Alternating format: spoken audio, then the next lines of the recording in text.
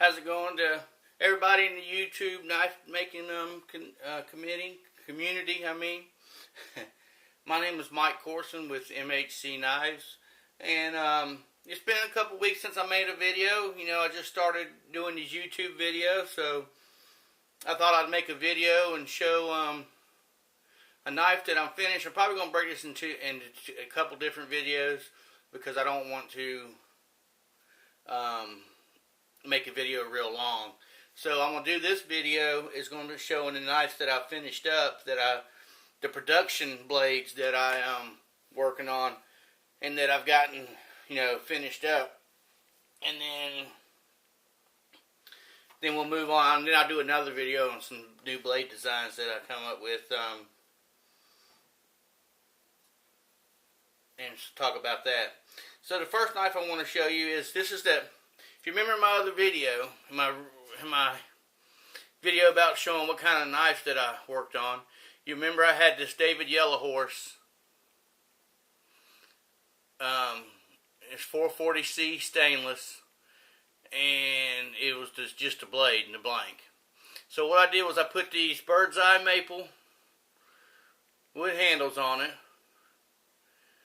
with the brass pins in it, and just kind of fixed them up, done them up, kind of made them profile, because the blade is thicker here, and then it gets thinner at the bottom. So I thinned the front of it out, had to get it down to the bolsters anyway, and then left it thicker at the back. So, but the blade, it's a nice knife for a production type blade. I don't know if, and most people know who David Yellowhorse is. He makes custom, mostly presentation knives, and so, it was just something that I picked up and, practice on handle making. So, that one's done. It looks decent. It's nice. It feels good in your hand. So, whatever. I don't know. I'm not decided what I'm going to do with this knife yet. I don't know if I'm going to sell it. Might hold it back for a giveaway at some point. I don't know. So, that's that one. And I've been messing around with some sheaths. And the first sheath I want to show you is one that I did. Is the sheath where you cut the pattern out, then you fold it over, put the welt in it. And it's just a little small, formed it to the knife. This is my little fillet skinning knife that I need to finish the handles on and put the pins in, which is probably the next thing I do. But, it fits right in the little pocket where I formed it to the knife. It fits right in there. Don't go nowhere. I might have, might not be the best at sewing, but it's on there. It's not going anywhere. So that one's pretty good. And then I decided to make a no welt sheath that I seen Crash Blade Custom Knives, I think is his name, doing. And I did one, and it's okay, but I need work. I made a couple mistakes on how far my stitching needed to be from the knife, but I know where the mistakes are. I know how to correct it, so it's not a big deal.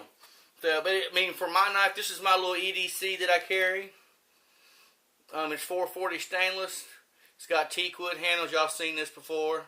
It's a nice little knife. I like it. I use it all the time around here, opening boxes. It's a sharp. They carved it. My daughter's boyfriend used it to carve a pumpkin. So, nice little knife. So the little sheath I made is right here, and it has no welt. It's just the Crash Blade Knives.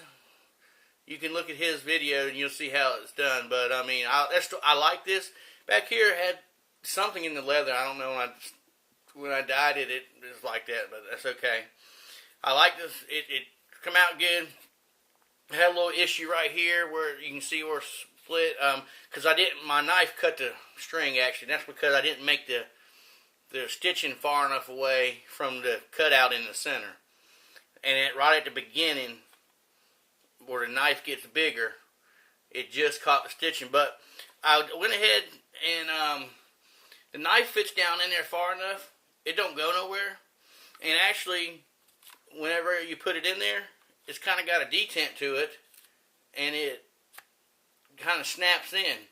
So, for my knife, for me, and learning how to do sheaths, I don't have any tooling stamps, but you'll see there's some tooling on there, and which don't look too bad. And I used a I used this wood decking screw. I just wet the leather, just give it some taps, use that decking screw, made this pattern in it. You know, and I had a sheet that was wider, and I used a bandsaw just like if you watch Crash Blade Knives video. I did it just like he did, except for I didn't make my stitching out wide enough, which I'll do next time. I'm gonna make a leather sheath for this knife, so that'll be the next one I get right. So that's just what I'm showing you. I'm working on them production blade knives that I had to do handles for.